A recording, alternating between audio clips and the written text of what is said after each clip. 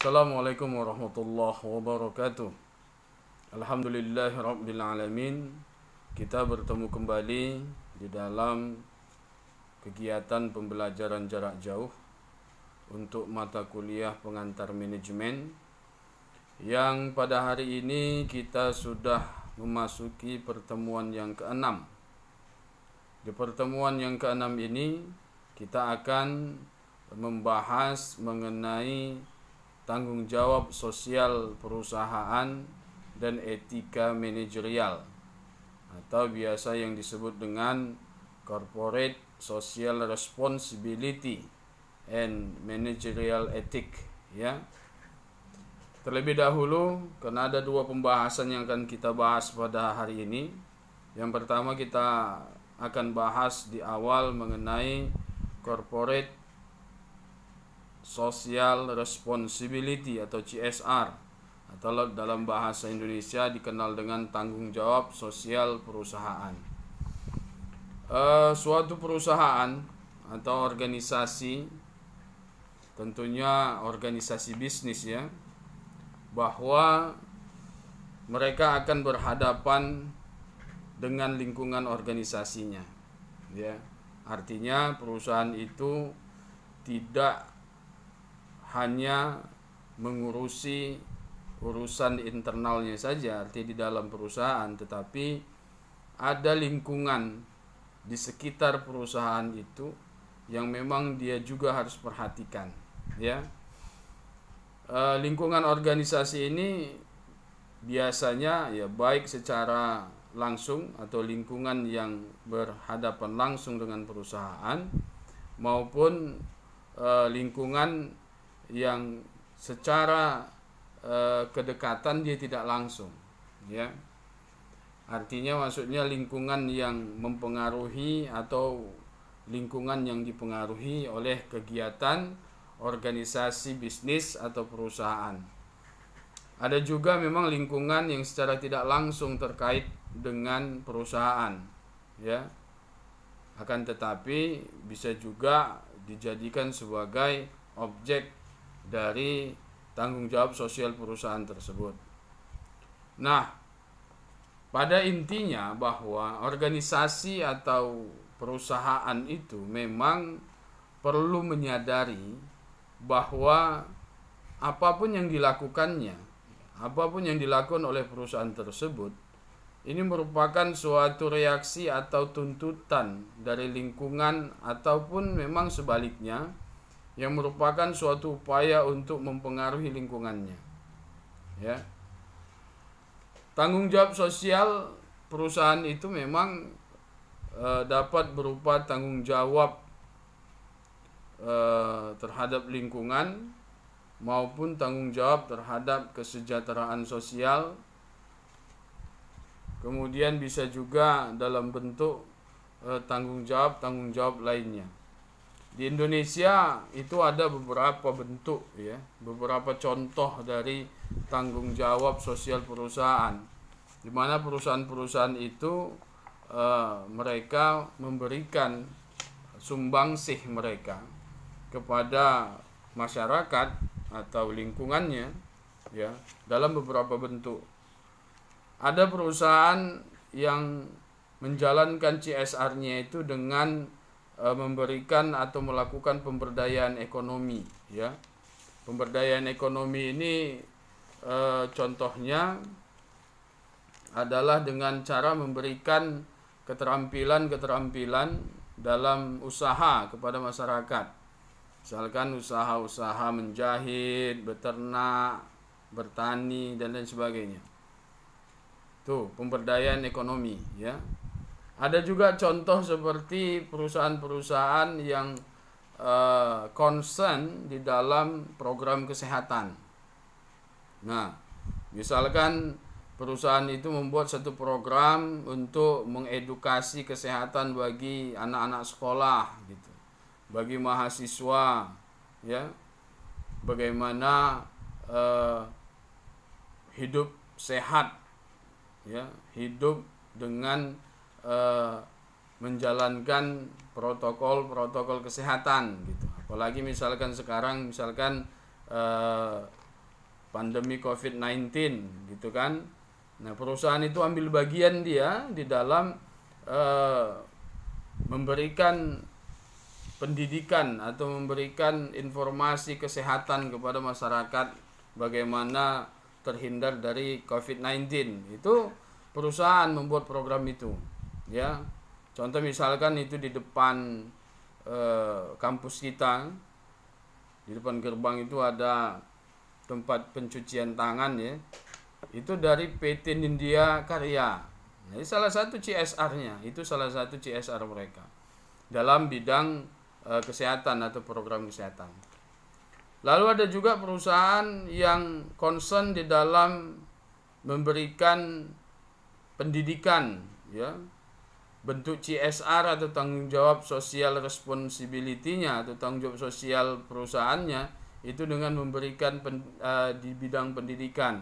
Biasanya kalau pendidikan ini dalam bentuk beasiswa kepada murid-murid atau siswa-siswa yang berprestasi atau mahasiswa yang berprestasi, begitu.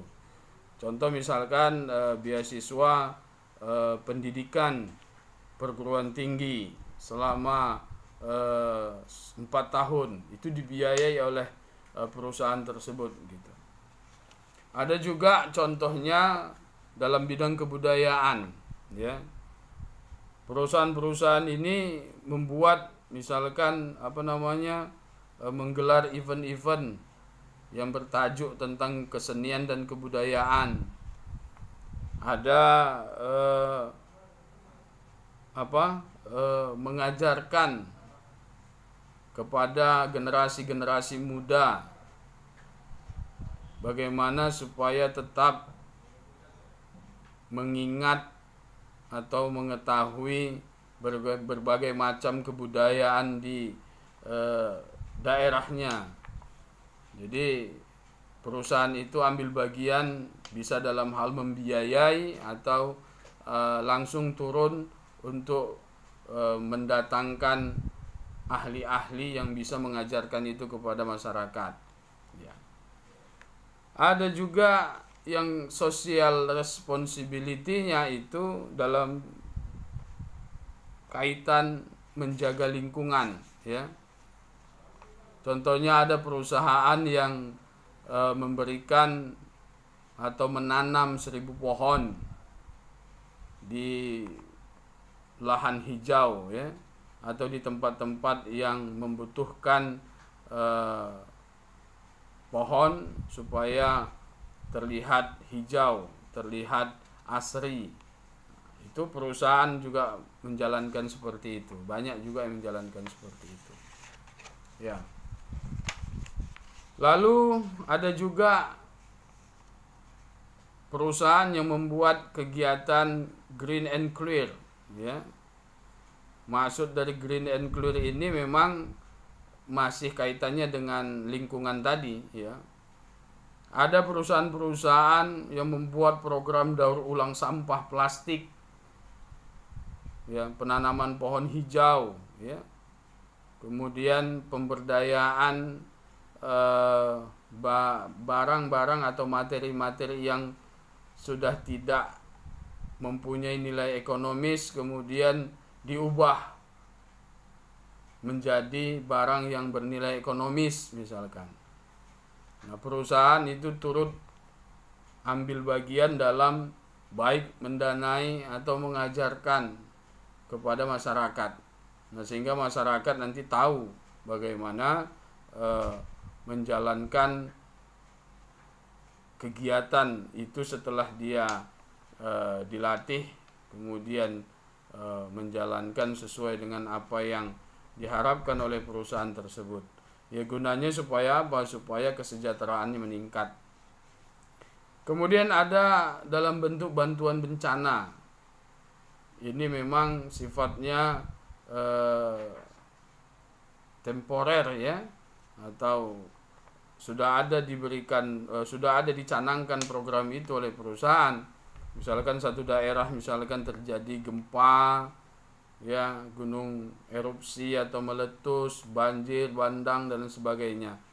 Nah, perusahaan-perusahaan ini ketika terjadi bencana tersebut Ya, karena anggaran dana CSR tadi sudah ada atau tanggung jawab sosial perusahaan itu sudah ada, maka mereka tinggal menjalankan program itu dan membantu para masyarakat yang terkena atau tertimpa bencana. Lalu yang terakhir, ada juga contoh tanggung jawab sosial perusahaan itu dalam bidang keagamaan. Ya. Contoh misalkan seperti membangun atau merenovasi rumah ibadah, masjid, gereja, dan lain-lain, atau membuat program-program pengajian, atau membuat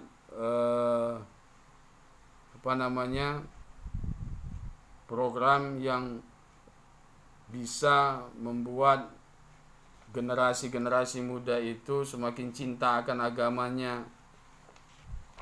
atau perusahaan itu juga membuat acara kegiatan-kegiatan yang bersifat dakwah misalkan, atau misalkan yang paling gampang ada suatu kegiatan keagamaan misalkan PHBI, ya, perayaan Hari Besar Islam. Kemudian ada panitia-panitia yang meminta sumbangsi dari perusahaan untuk memberikan bantuan dana misalkan untuk penyelenggaraan hari besar tersebut, dan perusahaan itu memberikan. Nah, itu bagian juga dari tanggung jawab sosial perusahaan, ya. Nah, jadi dalam pembahasan ini, untuk lebih membuat Anda paham dari contoh-contoh kegiatan-kegiatan tanggung jawab sosial perusahaan itu, maka ada tugas yang harus Anda kerjakan, yaitu Anda mengulas, ya, membuat satu tulisan dengan tulisan tangan di kertas double folio full 4 sisi atau 4 rangkap itu, ya, yaitu mencari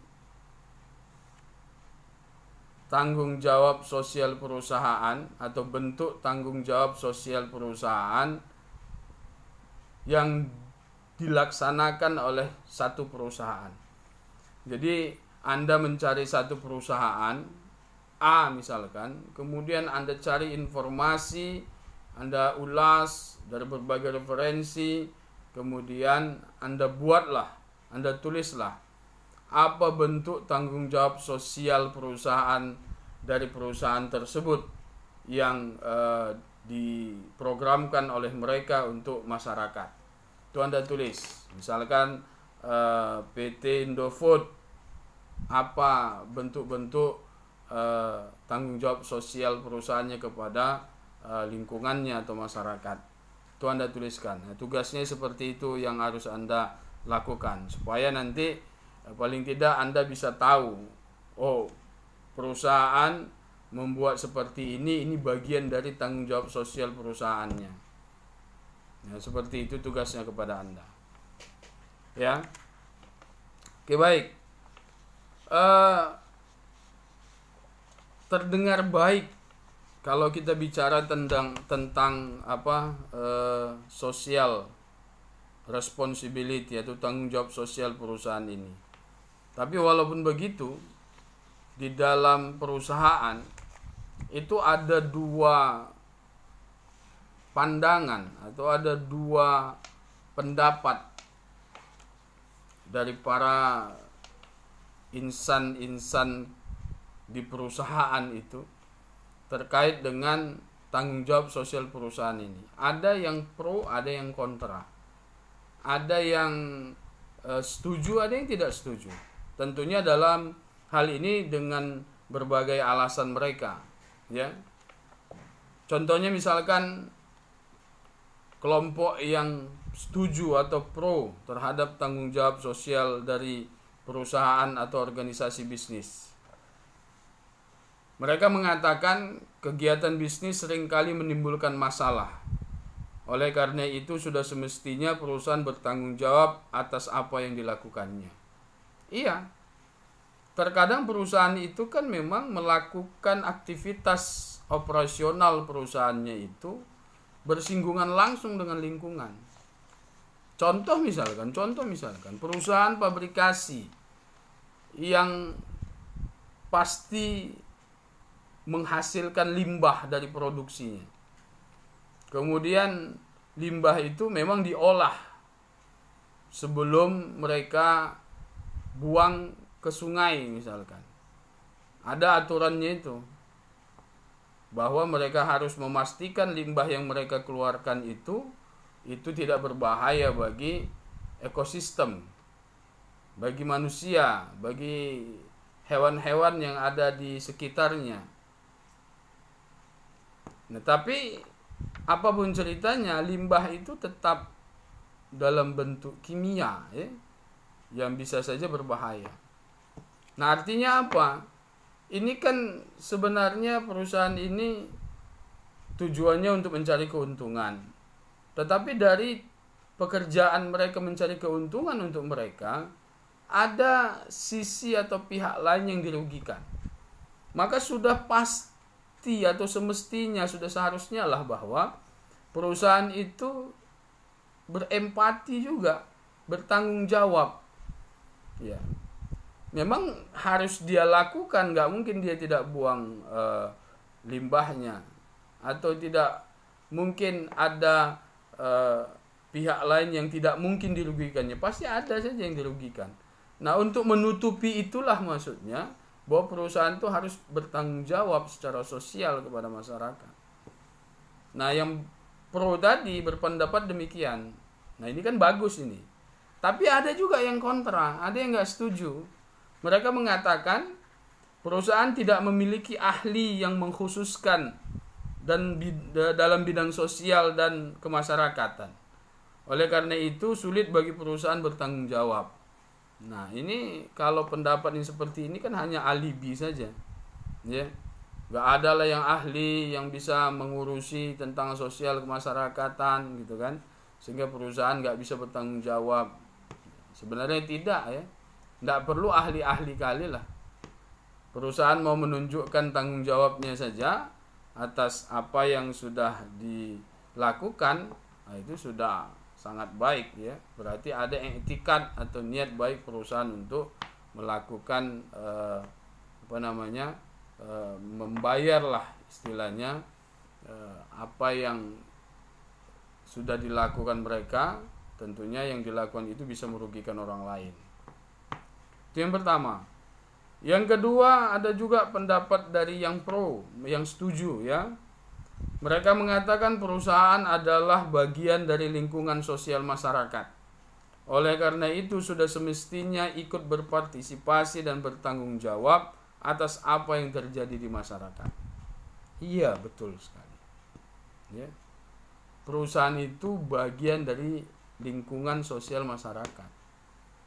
Ya, karena dia berada pada lingkungan masyarakat. Nah, selaku perusahaan yang berada di tengah-tengah masyarakat, ya tentunya harus peduli terhadap apa yang terjadi di masyarakat. Ya, ya misalkan tadi ada di samping perusahaan itu ada misalkan masjid misalkan. Masjid itu melaksanakan kegiatan, misalnya kegiatan hari besar Islam misalkan. Kemudian panitianya karena sebelahnya itu ada perusahaan, mereka datang mengajukan proposal untuk memohon bantuan. Perusahaan yang baik itu ya pasti dia merespon itu. Ya. Karena tetangganya lagi ada acara, ya tidak ada salahnya dia membantu dengan memberikan ya bantuan dana misalkan. Tetapi yang kelompok yang tidak setuju atau kontra terhadap tanggung jawab sosial dari organisasi bisnis atau perusahaan itu mengatakan perusahaan yang ikut berpartisipasi dan bertanggung jawab dalam lingkungan sosial masyarakat justru akan memiliki kekuatan untuk mengontrol masyarakat, dan itu indikasi yang kurang baik secara sosial. Ini kembali lagi menurut saya alibi saja, ya. Maksudnya adalah kalau nanti perusahaan itu ikut campur dalam sosial masyarakat, nanti seolah-olah perusahaan itu bisa mengendalikan masyarakat. Ya, tentu tidak. Ya. Karena kan sifatnya bantuan, bukan mesti mengikat gitu. Ya. Kemudian yang pro juga mengatakan, yang setuju, perusahaan biasanya memiliki sumber daya untuk menyelesaikan masalah di lingkungan sosial masyarakat. Tetapi yang kontra mengatakan akan banyak terdapat konflik kepentingan di masyarakat jika perusahaan terlibat dalam aktivitas sosial. Kembali lagi alibi, ya.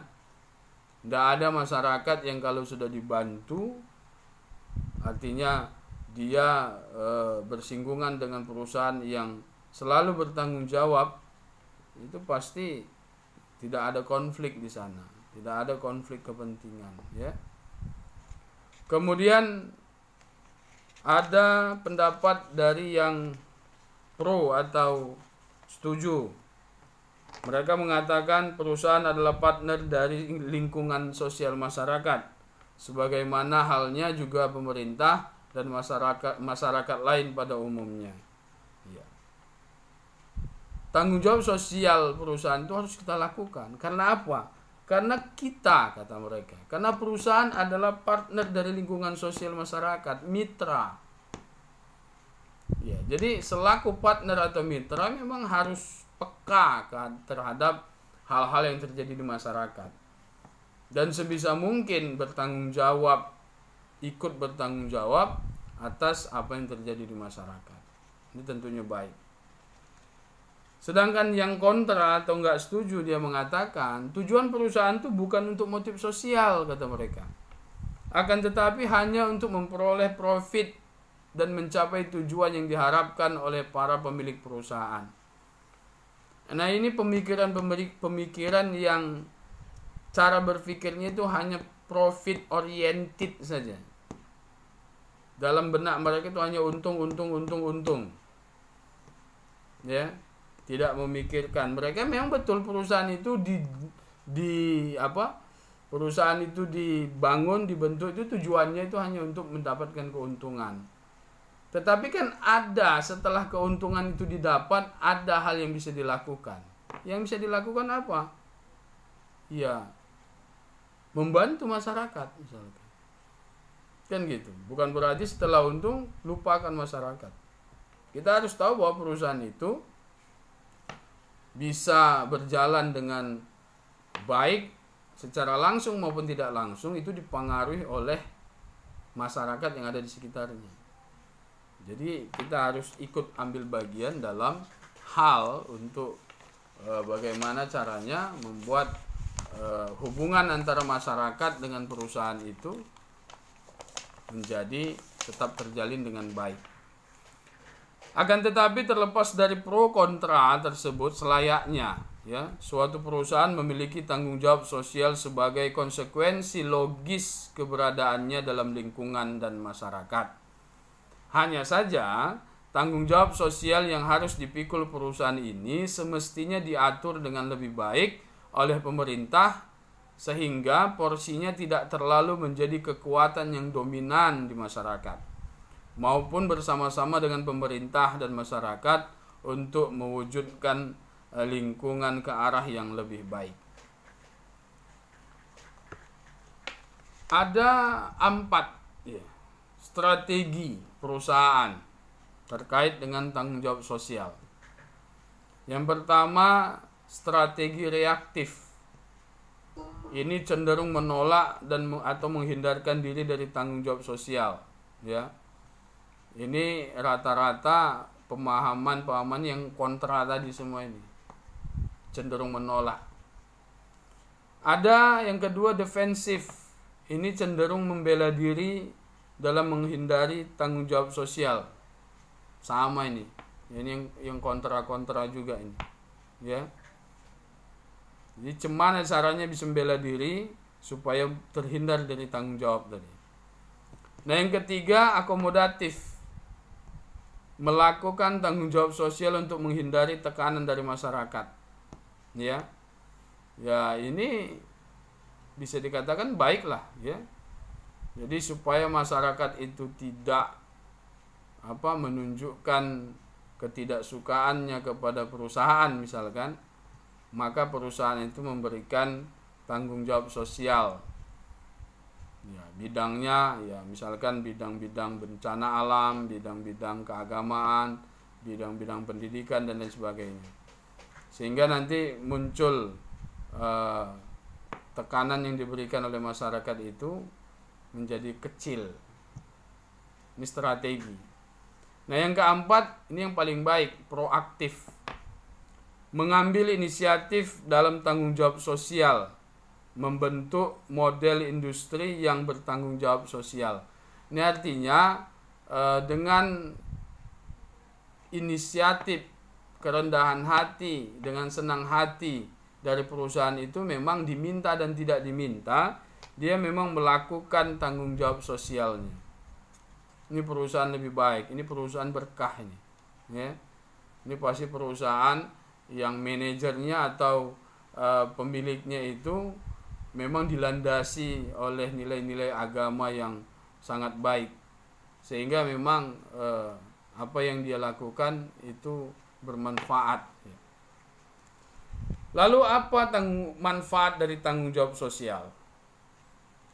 Jadi manfaatnya itu bisa kita ambil dari 3 aspek. Jadi manfaat bagi perusahaan, manfaat bagi masyarakat, dan manfaat bagi pemerintah. Bagi perusahaan ini akan membuat citra perusahaan semakin baik, ya. Tentunya penilaian masyarakat itu akan menilai perusahaan itu menjadi baik atau perusahaan itu dianggap baik oleh masyarakat karena sering melakukan tanggung jawab sosial perusahaan. Kemudian kegiatan perusahaan dalam jangka panjang akan dianggap sebagai kontribusi yang positif bagi masyarakat. Masyarakat itu senang dengan kehadiran perusahaan itu. Jadi kalau ada proyek-proyek jangka panjang misalkan, ya kegiatan-kegiatan perusahaan jangka panjang, ini akan disambut baik oleh masyarakat. Karena memang memberikan manfaat kan kepada masyarakat. Yang ketiga, selain membantu perekonomian masyarakat, perusahaan juga akan dianggap bersama masyarakat membantu dalam mewujudkan keadaan yang lebih baik di masa yang akan datang. Nah, itu manfaat bagi perusahaan. Sekarang manfaat bagi masyarakat. Yang pertama, masyarakat akan memiliki pandangan baru bahwa hubungan antara masyarakat dan dunia bisnis perlu diarahkan untuk kerjasama yang saling menguntungkan kedua belah pihak. Ya. Yang kedua, hubungan masyarakat dan dunia bisnis tidak lagi dipahami sebagai hubungan antara pihak yang mengeksploitasi dan pihak yang tereksploitasi, tetapi hubungan kemitraan dalam membangun masyarakat lingkungan yang lebih baik, tidak hanya di sektor perekonomian, tetapi juga dalam sektor sosial, pembangunan, dan lain sebagainya. Yang ketiga, manfaat bagi pemerintah. Yang pertama, pemerintah pada akhirnya tidak hanya berfungsi sebagai wasit, menetapkan aturan main dalam hubungan masyarakat dengan dunia bisnis, dan memberikan sanksi bagi pihak yang melanggarnya. Yang kedua, pemerintah sebagai pihak yang mendapat legitimasi untuk mengubah tatanan masyarakat ke arah yang lebih baik akan mendapat partner dalam mewujudkannya. Dan yang ketiga, sebagian tugas pemerintah dapat dijalankan oleh anggota masyarakat, dalam hal ini perusahaan atau organisasi bisnis. Nah, itu sedikit penjelasan mengenai tanggung jawab sosial perusahaan atau corporate responsibility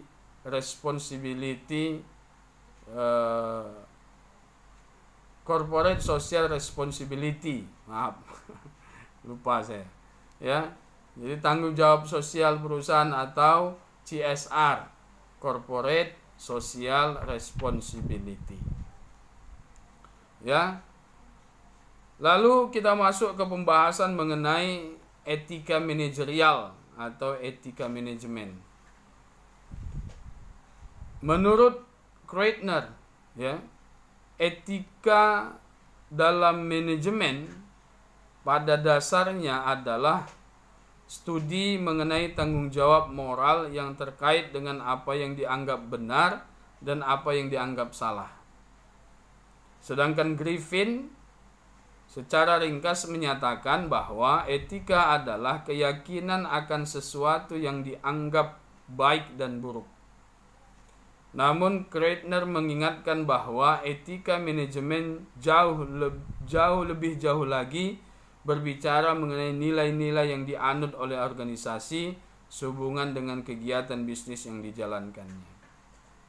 Di dalam perusahaan, di dalam menjalankan atau mengatur sumber daya yang ada, etika juga sangat diperlukan. Ya. Karena dengan kita memahami etika manajemen, perusahaan itu manajer maupun pengelola, pemilik, pengusaha dan lain sebagainya memiliki rambu-rambu atau aturan-aturan untuk menilai yang mana yang baik, yang mana yang tidak baik.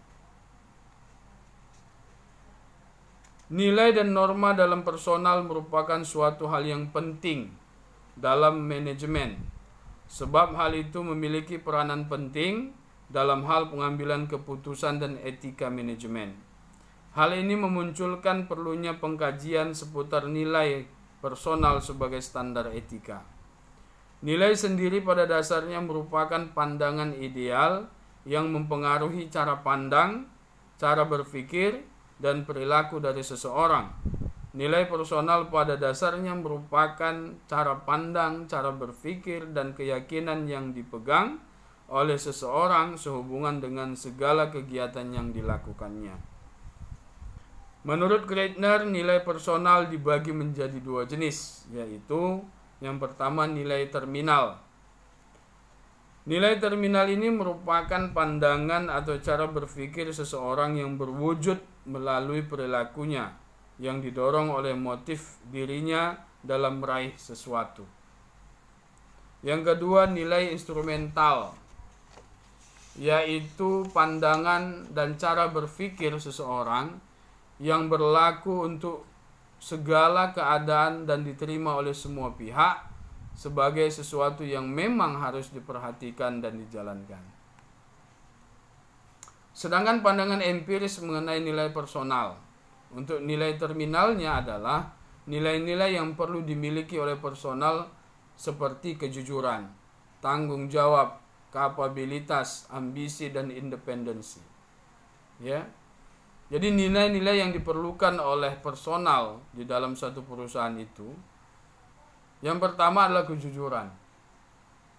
Ini memang akan sangat sulit ditemukan, tetapi harus menjadi tanggung jawab perusahaan untuk bagaimana membuat atau menciptakan karyawan-karyawan atau pekerja-pekerja yang memiliki tingkat kejujuran yang tinggi. Kemudian setelah jujur dia harus bertanggung jawab, ya, memiliki kapabilitas, memiliki ambisi untuk maju dan sukses, ya. Kemudian dia harus independensi, dia tidak mudah dipengaruhi, dia berdiri sendiri atau dia merdeka, ya. Kemudian nilai instrumental. Nilai-nilai yang mendominasi para pekerja antara lain adalah penghargaan terhadap pribadi, keamanan dan kesejahteraan keluarga pekerja, kebebasan dan kemerdekaan, dorongan untuk meraih sesuatu, dan kebahagiaan. Kemudian di dalam perusahaan tidak bisa kita pungkiri akan terjadi konflik, baik konflik antara pekerja dengan perusahaan atau pekerja dengan pekerja sendiri. Ada 3 jenis konflik yang biasa terdapat dalam perusahaan. Yang pertama, konflik intrapersonal. Ini maksudnya adalah terjadi pada individu dengan individu lainnya karena memiliki pandangan dan cara berpikir yang berbeda. Ini karyawan dengan karyawan biasanya. Yang kedua, konflik individu organisasi. Konflik ini terjadi pada saat nilai yang dianut oleh individu berbenturan dengan nilai yang harus ditanamkan oleh perusahaan. Individu yang cenderung menginginkan kebebasan akan berbenturan dengan nilai yang dianut organisasi yang menuntutnya untuk patuh berdasarkan aturan main yang mungkin dirasakan sebagai sesuatu yang formal dan mengikat. Konflik ini sering terjadi. Kita tahu misalkan di setiap tanggal 1 Mei itu para buruh tenaga kerja itu melakukan unjuk rasa, demonstrasi. Kemudian baru-baru ini ya undang-undang Cipta Kerja, Omnibus Law, ya, yang bagi sebagian pakar mengatakan ini akan menimbulkan konflik. Nah, konflik yang timbul ini pasti konflik antara individu dan organisasi atau perusahaan, antara karyawan dengan perusahaan. Karena banyak sekali aturan-aturan yang dirubah sehingga perusahaan itu membuat peraturan dan mengambil kebijakan. Nah, kebijakan ini dikhawatirkan akan berpotensi akan merugikan karyawan. Nah, inilah yang dari awal dipelajari sampai akhirnya disahkan dan menimbulkan reaksi yang luar biasa dari masyarakat, baik buruh, mahasiswa, dan lain-lain, untuk menolak. Karena ditakutkan ketika nanti sudah dijalankan, perusahaan itu membuat satu aturan atau kebijakan, di mana kebijakan dan aturan ini dirasakan merugikan karyawan. Nah, biasanya karyawan yang dirugikan itu akan bereaksi dengan cara menuntut haknya. Dengan cara apa? Dengan cara bisa dengan unjuk rasa atau demonstrasi dan lain sebagainya. Ya. Kemudian konflik antar budaya. Ini konflik antar individu maupun antar individu dengan organisasi yang disebabkan oleh adanya perbedaan budaya di antara individu yang bersangkutan dan juga organisasi yang bersangkutan. Nah, ini terkait dengan budaya. Kemudian ada beberapa isu seputar etika manajemen, ya. Kreitner mengemukakan beberapa uraian tentang isu seputar etika di masa kini yang seringkali dihadapi oleh perusahaan.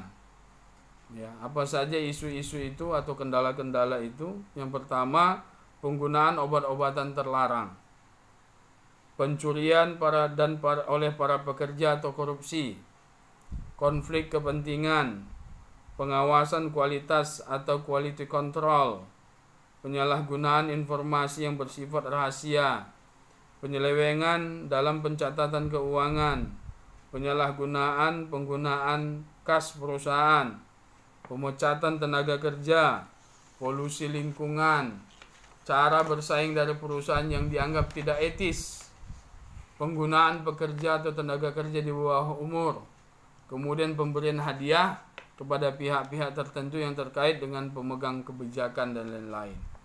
Ini isu-isu yang bisa merusak tatanan etika manajemen di dalam suatu perusahaan. Kemudian, bagaimana cara mengukur etika manajemen? Ada 4 kriteria etika untuk menilai suatu etika. Itu baik menurut Griffin, antara lain yang pertama, dari sisi manfaatnya. Semua pihak bisa merasakan manfaat dari prestasi yang dilakukan pegawai. Perusahaan memperoleh manfaat dari hasil kerja keras pegawainya yang berprestasi, demikian juga bagi pegawainya. Insentif memberikan manfaat psikis berupa penghargaan terhadap kerja kerasnya, sekaligus manfaat fisik berupa balasan yang seimbang dengan apa yang telah dilakukannya. Ya. Yang kedua, pemenuhan hak-hak atau rights. Memberikan insentif kepada pegawai yang berprestasi jika memang telah ditetapkan aturannya memenuhi kriteria pemenuhan hak-hak dari seluruh pihak. Bagi pegawai yang menerima insentif, maka ia terpenuhi haknya setelah memberikan prestasi kepada organisasi. Bagi yang tidak berprestasi, maka dia tidak memiliki hak untuk mendapatkan insentif hingga dia dapat menunjukkan prestasinya. Yang ketiga, prinsip keadilan atau justice. Tindakan pemberian insentif bagi pegawai yang berprestasi memenuhi prinsip keadilan, yaitu dengan memberikan perlakuan yang seimbang dengan apa yang telah ditunjukkan pegawai dalam pekerjaannya. Kemudian yang keempat adalah pemeliharaan atau caring. Pemberian insentif akan mampu menjaga konsistensi produktivitas kegiatan organisasi. Dikarenakan jenis pemberian insentif dapat memacu pegawai untuk bekerja lebih baik bagi perusahaannya. Di sisi lain juga dapat memelihara motivasi pegawai yang telah menunjukkan prestasi yang baik melalui penghargaan dengan pemberian insentif. Ya. Nah, ini dia 4 kriteria untuk menilai suatu etika. Kemudian hal apa yang mendorong pelaksanaan etika dalam manajemen? Tentunya tidak dapat dipungkiri bahwa etika manajemen sebagai bagian dari tanggung jawab sosial perusahaan perlu diwujudkan di masa-masa mendatang. Ya. Ada beberapa hal yang mungkin dapat dilakukan, ya, oleh perusahaan sehubungan dengan dorongan untuk melaksanakan etika dalam manajemen. Ada beberapa hal yang mungkin dapat dilakukan perusahaan. Yang pertama adalah dengan memberikan pelatihan etika. Karena manusia pada dasarnya membutuhkan pembiasaan dalam melakukan sesuatu. Sebuah organisasi dalam menjalankan kegiatan pada kenyataannya memerlukan waktu dalam mewujudkannya. Dengan demikian, etika dalam bisnis maupun etika dalam manajemen perlu adanya pembiasaan yang dilakukan kepada pelaku organisasi dari mulai level tertinggi hingga level yang paling rendah. Yang kedua, melakukan advokasi etika. Adanya upaya perusahaan untuk menjalankan etika dalam kegiatannya dengan cara menempatkan orang atau tim khusus dalam tim manajemen perusahaan yang bertugas untuk mengontrol dan mengawasi segala kegiatan perusahaan agar tetap memenuhi standar etika. Yang ketiga, standar aturan mengenai etika perusahaan. Nah, di sini implementasi dari hal ini akan efektif jika memenuhi 2 syarat. Syarat yang pertama adalah perusahaan perlu menyatakan secara spesifik kepada publik mengenai code of ethics yang mereka jalankan. Kemudian, agar code of ethics ini bisa berjalan dengan baik, perlu adanya dukungan dari tim manajemen puncak melalui sistem pengawasan tertentu seperti reward atau punishment system. Kemudian yang keempat, keterlibatan masyarakat dalam mengontrol etika bisnis. Upaya untuk menjamin perusahaan akan menjalankan kegiatannya secara lebih beretika adalah dengan melibatkan publik dalam setiap kegiatan perusahaan yang dianggap tidak beretika. Hal ini akan mendorong perusahaan agar benar-benar memperhatikan kepentingan publik dan mencoba mengingatkan perusahaan bahwa jika kegiatan tidak etis dilakukan, maka perusahaan akan menghadapi konsekuensi logis berupa penilaian buruk dari perusahaan atau dari masyarakat maksudnya. Nah, itu mengenai etika manajemen, ya. Jadi dalam mata kuliah ini kan pengantar manajemen. Jadi saya memberikan entry point, ya, pengantar sebelum nanti Anda memang masuk kepada mata kuliah yang khusus. Contoh misalkan tanggung jawab sosial perusahaan ini nanti ada pembahasannya di mata kuliah kompensasi misalkan. Kemudian ada juga pembahasannya di aspek hukum dalam bisnis. Mengenai etika manajemen itu nanti seperti yang kita bahas tentang konflik, itu ada nanti mata kuliah manajemen konflik, stres dan konflik. Jadi memang pendalaman-pendalaman itu akan dilakukan nanti di mata kuliah yang khusus. Jadi karena ini hanya pengantar manajemen ya, tentunya memang Anda hanya akan diantar kepada satu gerbang pemahaman dari satu pembahasan-pembahasan yang nanti lebih dalam akan Anda bahas dengan mata kuliah yang khusus.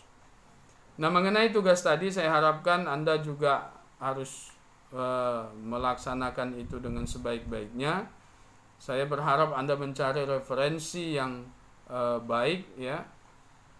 Tetap ikuti arahan saya untuk melaksanakan tugas itu minimal 4 sisi atau 4 lembar dari double folio atau double folio full ya, supaya memang kita punya acuan atau tolak ukur. Nah, kalau kurang dari situ tidak saya terima ya, belum saya terima dan harus diperbaiki. Ya, itu saja pemaparan saya pada hari ini. Kita bisa diskusi kembali di grup WhatsApp ya. Anda bisa bertanya kepada saya dan insya Allah dengan izin Allah sebisa mungkin akan saya jawab. Kalau saya belum punya informasi atau masih sedikit informasi untuk menjawab pertanyaan Anda, nah tentunya nanti akan saya eksplor kembali untuk bisa menjawab dengan sebaik-baiknya. Ya, kemudian bagi mahasiswa-mahasiswa yang baru masuk, saya harapkan Anda terus mengikuti. Anda boleh tanya kawan-kawan Anda di grup terkait dengan tugas-tugas.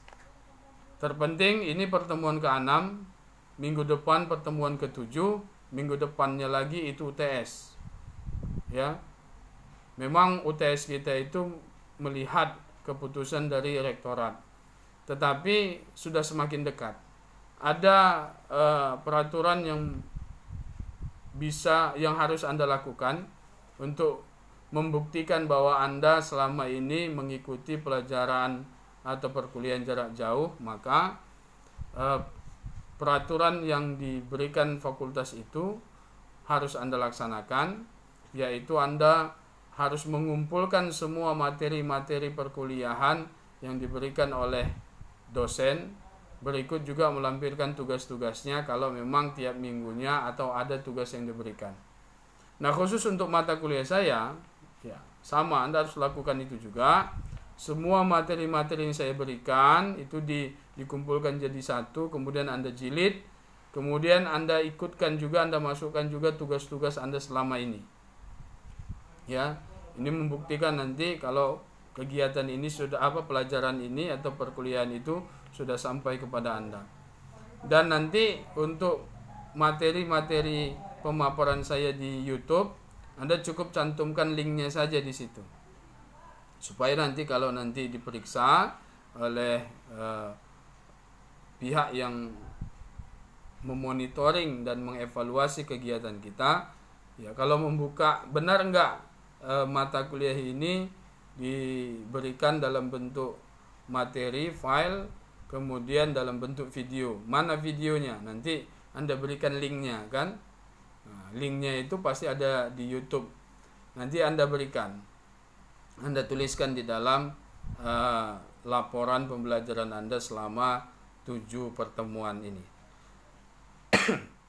Baik, itu saja. Terima kasih atas perhatiannya. Nasrun minallah wa fathun qarib wa basyiril mu'minin. Assalamualaikum warahmatullahi wabarakatuh.